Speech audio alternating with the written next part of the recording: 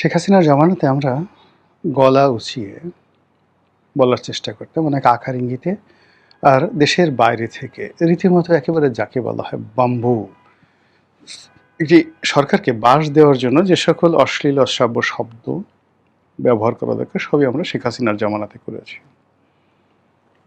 শেখ হাসিনার জামানাতে গালি সম্রাট হিসেবে যিনি বাংলার যারা গালিবাজ, গালি দিতে চান, এখন বাংলাদেশে যারা গালি দিচ্ছেন, তো এই সকল গালিবাজদের মানস পিতা, সবার আধ্যাত্মিক গুরু, তিনি হলেন অস্ট্রিয়া প্রবাসী একজন সিনিয়র সিটিজেন শেফায়েতুল্লাহ সেফু, যিনি নিজেকে সেফুদা বলেন।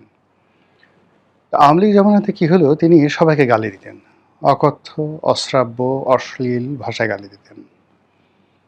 এবং সেই গালি এমন গালি যে আওয়ামী লীগের লোকজন ভয়ে থর থর করে কাঁপত। আমাকে একদিন আওয়ামী লীগের একজন এমপি বলছিলেন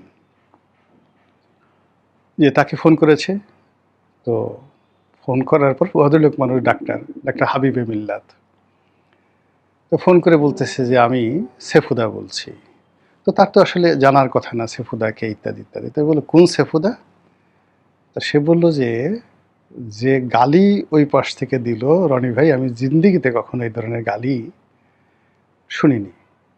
তো এই ভদ্রলোক কয়েকদিন আমাকেও টেলিফোন করতেন, আমাকে তার ভালো লাগতো, আমাকে খুব ভালো লাগতো।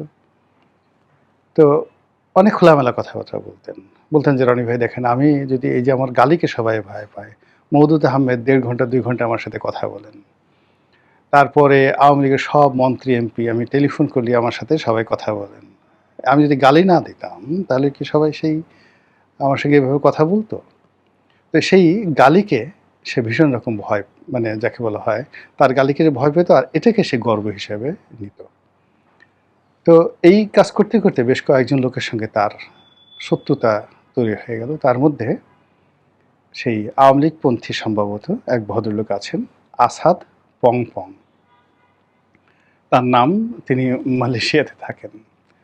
তো শেফায়েতুল্লাহ সেফু সাহেব একদিন আমাকে বললেন যে এরকম, রনি ভাই, এই লোকটা আমার জীবন হারাম করে দিয়েছে। এই কারণ হলো সে শুধু অনলাইনে আমাকে গালি দেয় না, সে সময় সুযোগ পেলেই আমাকে টেলিফোন করে এবং টেলিফোন করে আমাকে গালি দেয়। এত বেশি গালি দেয় যে শেফায়েতুল্লাহকে অসুস্থ বানিয়ে ফেলেছে সেই আসাদ পংপং। তো পরে আমি খুব আগ্রহ নিয়ে নেটে গিয়ে সেই আসাদ পংপংয়ের কতগুলো গালি আমি শুনলাম। দেখলাম যে সে আসলে শেফায়েতুল্লাহ সেফুর বাবা। তো এই যে একটা সংস্কৃতি শুরু করেছিল আসাদ পংপং, এরপরে কয়েকজন মহিলাও তারাও আমেরিকা থেকে বেশ গালি দিতেন। একজন মহিলা, কি যেন নাম, তো যাই হোক, সেও খুব গালাগালি করতেন খুব আদিবাসী ভাষায়। কিন্তু এটা আসলে একটা নির্দিষ্ট সার্টেন লিমিট পর্যন্ত চলে, এই অশ্লীলতা, অশ্রাব্যতা। এরপরে এগুলো আর ভালো লাগে না। বাংলাদেশে যেমন 1, 2, 3 বা টিনের ছেলে, কাউয়া, এই জিনিসগুলো আপনি এখন যদি বলতে যান, প্রথম 1 সপ্তাহ, 15 দিন, 1 মাস, 1.5 মাস এই জিনিসগুলো শুনতো। কিন্তু যদি আপনাকে টিকতে হয় তাহলে আমাদের যে নর্মাল যে ফেনোমেনা রয়েছে, সেই ফেনোমেনার মধ্যেই আপনাকে টিকতে হবে। অন্যদিকে সেই গালিকে ভর করে এবং অশ্লীলতাকে ভর করে দুজন বীর, একজনের নাম ইল্লু আর একজনের নাম পিঙ্কু। ইল্লু যে কাজটি করতো সেটা হলো, ধরুন যে কোনো ভদ্রলোক বা যে কোনো ভদ্র মহিলা, সুন্দর এবং সুন্দরী, তাদের দৃশ্য তাদেরকে টার্গেট করে, যেমন টেলিভিশনের একজন উপস্থাপিকা, তার সঙ্গে ধরেন একজন সাংবাদিক, রাজনীতিবিদ, বা ধরুন আর একজন মহিলা আর একজনের সাথে, এগুলো করে হি মেড এ ফিল্ম পিছন থেকে। এখন আসলে ভয়েস ওভার প্রোটোকল, তারপরে এখানের এক ছবি, এখানের এক ছবি, এগুলো দিয়েছে একটা বিশাল রকম একটা অশ্লীল গল্প। সেখানে কে কার খাট কাঁপালো, খাটের তলে বসে কে কীভাবে দেখলো, তারপরে শেষে সেখানে কী ধরনের যৌন উন্মাদনা চলে, এই ধরনের রগরগে কাহিনী সে চালালো বেশ কিছুদিন। কিন্তু এখন নো ওয়ান রেসপন্ড, তার সেই বক্তব্য কেউ শুনছে না, সবাই চলে গেছে এবং ঘুরে ফিরে আমাদের সেই মূল রাজনীতিতে চলে আসতে হয়েছে। তো সেই ইল্লুর সাথে আবার আরেকজন লোক যুক্ত হয়ে গেল, তার নাম হলো পিঙ্কু। পিঙ্কু একটু লেখাপড়া জানা।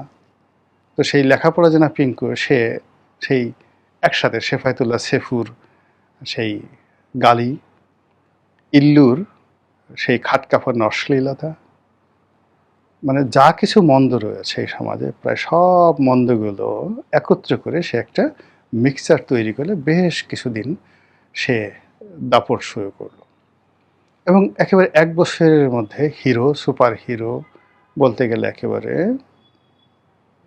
Alexander the great of Bengal হয়ে গেল।